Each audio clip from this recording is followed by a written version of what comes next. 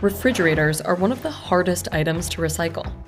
And they're filled with polluting gases that can leak out in the process. These can warm the earth thousands of times more than carbon dioxide. But Ángel Toledo is fighting to keep that from happening. Scientists say controlling fridge gases is one of the best ways to fight the climate crisis.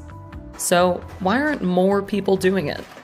We visited Ángel's business in Guatemala to find out. Estoy viviendo con el enemigo. En mi casa tengo una refrigeradora. It took Ángel about a year after founding his recycling company to figure out what to do with refrigerator gas. Y no tenía yo ni la más mínima idea de qué hacer con el gas. Pero lo que sí sabía era que no lo podía liberar. Tuve que aprender, digamos, buscando, investigando, leyendo. During that time, over 4,000 fridges piled up at Ecología Total. Now, Ángel and his team handle about 400 industrial refrigerators a month. Many of them come from a partnership with Pepsi. First, they check whether a fridge still contains gases. Hacemos la conexión para saber si hay presión en el sistema. Si no hay presión, que nos lo miden estos manómetros, entonces significa que no tenemos refrigerante. The gas leaked out of about a third of these fridges during use. If there is gas, they attach tubes and collect it. Entonces esta es la forma más segura para que no se escape el refrigerante. Perforamos la tubería, abrimos el manómetro para establecer la presión, si tiene o no refrigerante, y entonces ya empezamos con la extracción. Each fridge contains about a half a pound of gas.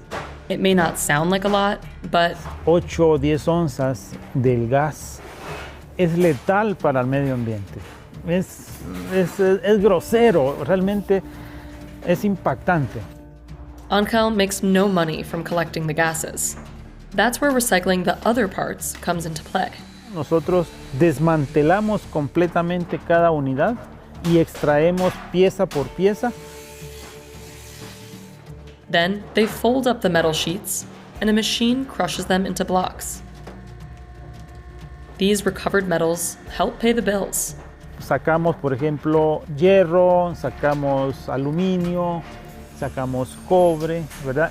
Y también tratamos de ser responsables con otros elementos que no tienen valor, como por ejemplo la espuma.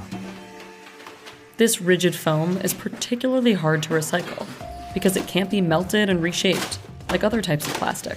Nos costó encontrarle una forma de poder disponer que no tenga un impacto muy alto en el medio ambiente. Ángel is still trying to figure out how to reuse it. Entonces, dentro de las alternativas que hemos encontrado es poder procesarlo, molerlo, ¿sí? Y convertirlo en pedacitos como estos. Esto ya puede utilizarse también como un aislante. Grinding up this type of foam can also release gases, but they could leak anyway if the foam sat in a landfill. Ángel says the crumbled foam could be used to insulate roofs or made into coolers. But right now, the company doesn't make money off of it either. Seguimos haciendo unas pruebas de poder utilizarlo de otras formas.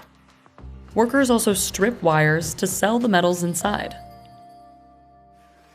Only about 5% of the fridges recycled here contain first-generation gases, the oldest and most harmful ones. These are known as chlorofluorocarbons, or CFCs. The same kind of stuff you used to find in hairspray. They're terrible for the ozone layer in the upper atmosphere. Ozone is important because it shields the surface of the Earth from the sun's ultraviolet rays. If it disappeared, life on Earth wouldn't last long. In 1985, scientists discovered a giant hole in the ozone over Antarctica, caused by CFCs from fridges and other products. 2 years later, the UN introduced an agreement to phase out the ozone-depleting gases. It became the only UN treaty ratified by every country. Manufacturers eventually settled on using HFCs, or hydrofluorocarbons. And the switch actually worked. In 2016, scientists found that the hole had shrunk by an area twice the size of Mexico in 15 years. Angel uses this machine to figure out whether each refrigerator's gas affects the ozone. He got the device from an American company called Tradewater, which finds and destroys fridge gases around the world. After analysis, ozone-thinning gases go into 4,000-pound storage tanks. Tradewater also helps Angel figure out where to send these gases for destruction. We formed this collaboration where we look for refrigerant together, and then when we reach a critical mass in the country, we export those to get destroyed at a proper destruction facility. Right now, Ecología Total is building up enough gases to make shipping them out for destruction economically feasible. To destroy the gases, a special type of waste facility heats them until the molecules come apart.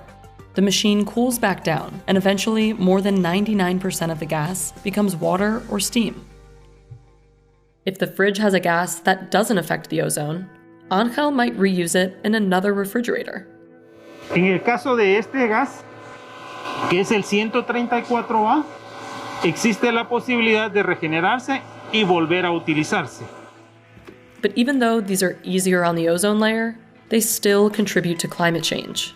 And some nations started phasing them out in 2016. One common HFC has more than 1,000 times the warming power of carbon dioxide. So recycling these gases into new refrigerators is controversial among experts. We know that the odds of it being properly recovered again at the end of that second life, let's say, that you're giving it, are relatively low. So we'd rather get that destroyed than get it recycled. But everyone agrees that the ozone-thinning gases should be destroyed. Even though most manufacturers stopped using CFCs by 2009, they're still leaking out of old equipment around the world. If no one stops those leaks, they'll add the equivalent of 10 billion metric tons of carbon dioxide to the atmosphere. That's almost twice what the whole US emitted in 2018. Getting the gases to these destruction facilities is a challenge too. These materials are considered hazardous waste by most countries around the world. So moving them across borders means navigating a web of legal restrictions. Tradewater helps Angel do that by selling something called a carbon offset credit.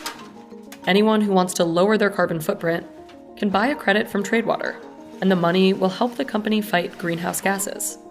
And that's how we are able to cover the costs of the whole operation and recover that investment.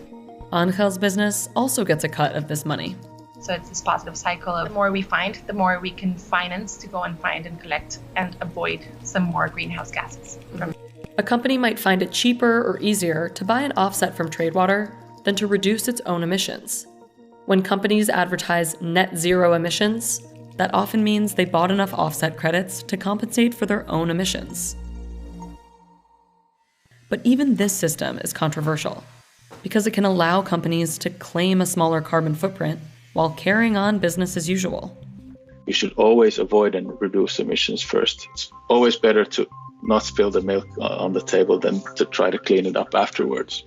And it's common for companies to overestimate the environmental benefits of the credits. It's a bit of a Wild West when it comes to the voluntary carbon market. We've seen that the vast majority of projects fail to meet our basic sustainability requirements related to climate integrity, biodiversity protection, and social impacts. Ultimately, carbon offsets are useful if they pay for projects that wouldn't happen otherwise. And Maria Jose says Tradewater follows strict protocols to make sure its offsets really work. It involves a lot of little details to make sure we're doing things right. Calibration of scales, traceability of the refrigerant, making sure we fulfill the technical environmental assessment panel requirements from the Montreal Protocol. Angel says these requirements might be one reason so few companies are working to safely dispose of fridge gases. Una de las cuestiones un poco difíciles es poder cumplir con todas las normas que se nos piden. No es tan fácil. Entonces cualquiera se desanima y dice no, ¿verdad? Pero eso creo que también es un poco de los desafíos. And knowing his work helps the environment keeps him going. Digamos, digo yo, es como el éxtasis, digamos, de este trabajo, ¿verdad? Ya hay evidencias científicas que efectivamente la capa de ozono se ha ido recuperando. El beneficio entonces va a ser trasladado a las personas que habitamos este clima.